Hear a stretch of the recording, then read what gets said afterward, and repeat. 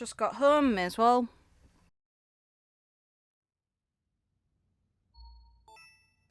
Okay. Subs are on good.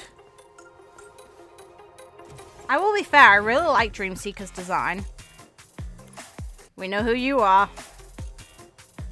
And you. Hey. Yes, Senadina is a highlight. So what is the origin of Dreamseeker then? Are they an actual person or what? It's like, are they a person that's from Mars that has been reconstructed as data, or is it someone unrelated? Because most of the other characters are data reconstructions based on what we know so far. That's... okay. Interesting. Fair enough.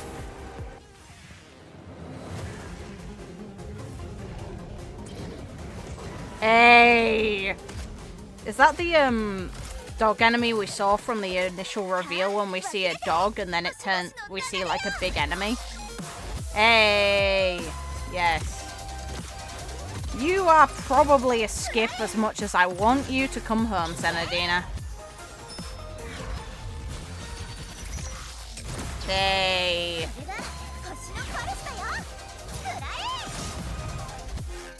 I'm probably still gonna play this game in Chinese. Hey, hee. The music goes hard as always. Honkai never disappoints in that regard, does it?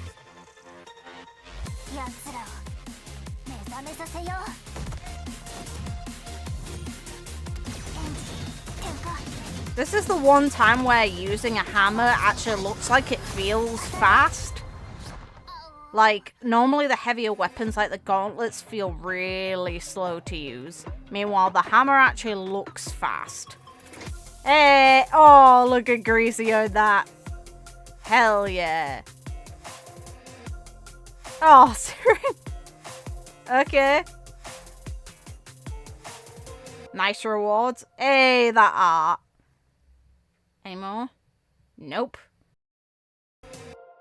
I'm so excited to see this girl's involvement in the story, to figure her out, considering our initial introduction to her is us looking backwards more so. It's like, we know she's related to the cocoon and likely the equivalent of a herrscher. How? How did she end up that way? Because we know that Elysia was the first herrscher, to our knowledge, to not be influenced against humanity and was able to choose. Which would imply this girl was not able to do that.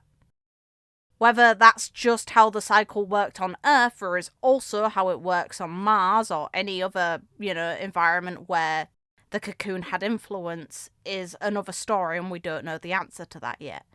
But if it worked the way we think it did, then this girl was...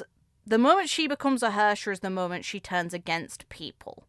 Or more against the world, because the only purpose of herrschers is to aid in the merge between the cocoon and the people, to trigger the embrace.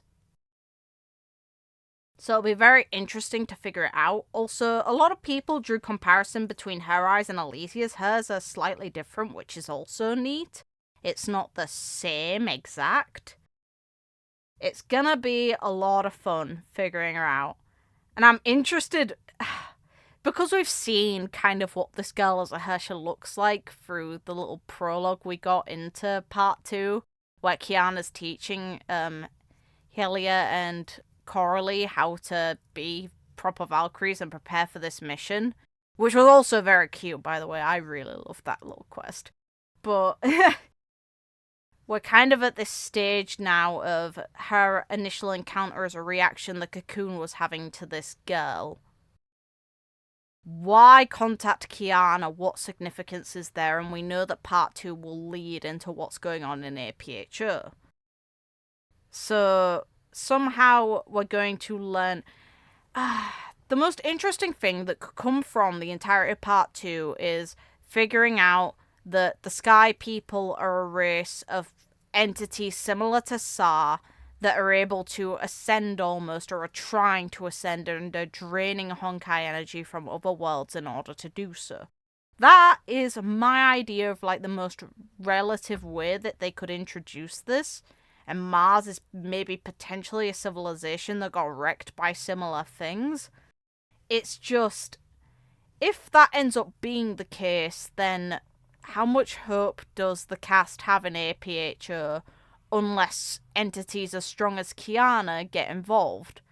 Since they'd technically be more powerful as a combined force, and that's real concerning if we're talking about potential elites.